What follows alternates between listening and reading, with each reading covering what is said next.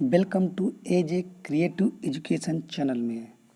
आइए आज हम पढ़ेंगे प्रॉपर्टीज ऑफ शून्य और प्रॉपर्टीज ऑफ वन, शून्य के गुण और एक के गुण। चलिए देखते हैं। पहले जानते हैं इकाई तत्व क्या होते हैं। जोड़ की संक्रिया के लिए 0 तथा गुणा की संक्रिया के लिए 1 को इकाई तत्समाक तत्व कहा जाता है। ठीक है, आप ये जानते रहिए। जोड़ के लिए 0, किसके लिए? जोड़ के लिए, और 1 के लिए गुणा। चलिए आगे देखते हैं। जैसे हम लोगों का दिया हुआ है यहाँ शून्य के गुण, प्रॉपर्टीज ऑफ शून्य। पहला नियम प्रॉपर्टीज का पहला नियम क्या होता है शून्य का? किसी भी संख्या को शून्य को जोड़ेंगे अगर उस संख्या का, तो उसका मान क्या रहता है? अपरिवर्तित रहता है। किसी संख्या में शून्य को जोड़ने पर उस संख्या का मान अपरिवर्तित रहता है। जैसे फॉर एग्जांपल देखिए, जैसे मैं कह दूं अगर मैं 5 में अगर 0 जोड़ूंगा तो उसका मान क्या रहेगा? 5 आ जाएगा। ठीक है, उसके मान में कोई चेंजेस नहीं होते हैं, उसका मान अपरिवर्तित रहता है। जैसे मैं कह दूं 70 + 0 तो उसका मान क्या आएगा? 0। अगर किसी भी संख्या, वह कितनी ही बड़ी संख्या क्यों ना हो, अगर उसमें 0 जोड़ा जाएगा तो वह संख्या स्वयं आ जाती है, उसके मान में कोई परिवर्तन नहीं होता है। चलिए शून्य का दूसरा नियम या दूसरी प्रॉपर्टीज देखते हैं।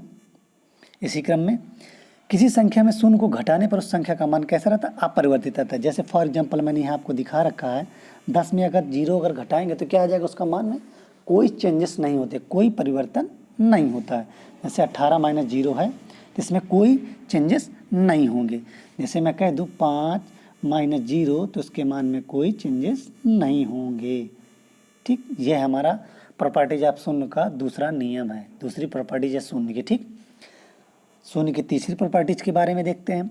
किसी भी संख्या में शून्य से गुणा करने पर उसका गुणनफल क्या आना चाहिए? शून्य हो, शून्य होता है। जैसे मैं कह दूं 4 × 0 तो उसका गुणनफल क्या आ गया? शून्य। अब 56 × 0 = 56। अगर मैं आपको कह दूं कि वह संख्या कितनी ही बड़ी क्यों ना हो, जैसे मैं कह दूं 500 × 0, अगर 0 का गुणा किसी भी संख्या, वह संख्या कितनी ही बड़ी क्यों ना हो, अगर 0 के साथ गुणा होगा तो उसका मान क्या होगा? गुणनफल उसका हमेशा शून्य ही होगा। जैसे मैं कह दूं 1000 × 0 तो क्या आएगा? उसका मान 0। वह संख्या कितनी ही बड़ी क्यों ना हो, अगर गुणते में है तो उसका मान हमेशा शून्य होता है। ठीक है, चलिए इसके शून्य का अगला नियम देखते हैं। शून्य में किसी संख्या से भाग देने पर उसका भागफल क्या होता है? शून्य होता है। जैसे मैं कह दूं 0/50, जिसका भागफल कितना आएगा? शून्य ही आएगा। ठीक है, शून्य में कितनी ही बड़ी संख्या का भाग क्यों ना दें, शून्य में कितनी ही बड़ी संख्या से भाग क्यों ना दें, उसका मान क्या होता है? भागफल हमेशा उसका शून्य ही आएगा। जैसे मैं कह दूं 0/1000, ठीक है, इसका भाग देंगे तो क्या आएगा? उसका मान शून्य आएगा। ठीक है, कहने का मतलब मेरा ये है, अगर शून्य में आप कितनी भी बड़ी संख्या का भाग क्यों ना दें, उसका मान हमेशा 0 ही आएगा। ठीक, चलिए इसका शून्य का अगला नियम देखते हैं। शून्य का अगला नियम बोलता है किसी भी संख्या में 0 से भाग देने पर संक्रिया क्या होती है? अर्थहीन होती है। ठीक है, जैसे मैं कह दूं 8/0, इसका भाग देंगे तो अर्थहीन होगी, अर्थात अपरिमित होता है। ठीक है ना, जैसे मैं कह दूं इनफाइनाइट होता है। ठीक, समझ में आए? चलिए इसी क्रम में अगला देखते हैं। शून्य के अतिरिक्त, मतलब शून्य को छोड़कर, शून्य को क्या? शून्य को छोड़कर किसी भी संख्या की घात 0 हो तो उसका मान क्या होगा? हमेशा 1 होगा। जैसे मैं कह दूं 10 के पावर 1 तो क्या हो जाएगा? उसका मान हमेशा 10 के पावर 0 तो उसका मान क्या होगा? 1 हो जाएगा। जैसे मैं कह दूं आपको 2 के पावर 0 तो इसका मान क्या हो जाएगा? 1 हो जाएगा। जैसे फॉर एग्जांपल मैं और आपको बताता हूँ, जैसे मैं कह दूं 500 के पावर 0 तो इसका मान क्या होगा? 1 हो जाएगा। चाहे कितनी भी बड़ी संख्या क्यों ना हो, अगर उसके पावर में क्या लगी है? 0, घात क्या लगी है? 0, तो उसका मान हमेशा 1 होगा। ठीक है, चलिए अगला नियम देखते हैं। चलते हैं प्रॉपर्टीज ऑफ वन। शून्य पढ़ चुके हैं, अब क्या पढ़ेंगे? 1 के गुण, प्रॉपर्टीज ऑफ वन देखते हैं। एक कैसी संख्या है? एक ऐसी संख्या है जिससे किसी भी संख्या को गुणा करने पर उस संख्या का मान कैसा रहता है? अपरिवर्तित रहता है। जैसे मैं कह दूं, जैसे फॉर एग्जांपल मैंने यहाँ आपको दिखा रखा है एग्जाम्पल में, 5 गुणते 1 बराबर 5, ठीक है। उसकी उस संख्या का मान परिवर्तित नहीं होता है। जैसे मैं कह दूं 7 गुणते 1 बराबर 7।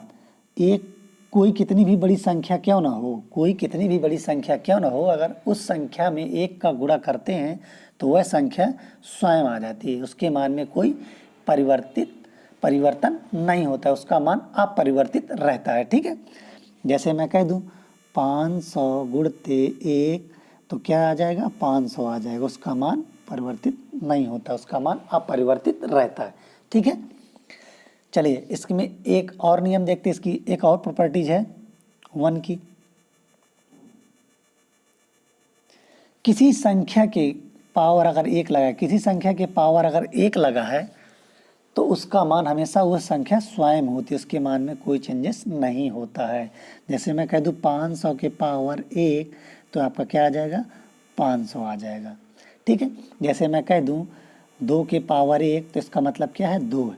जैसे मैं कह दूं 10 के पावर 1, तो क्या आ जाएगा, 10 आ जाएगा, ठीक है, 10 आ जाएगा।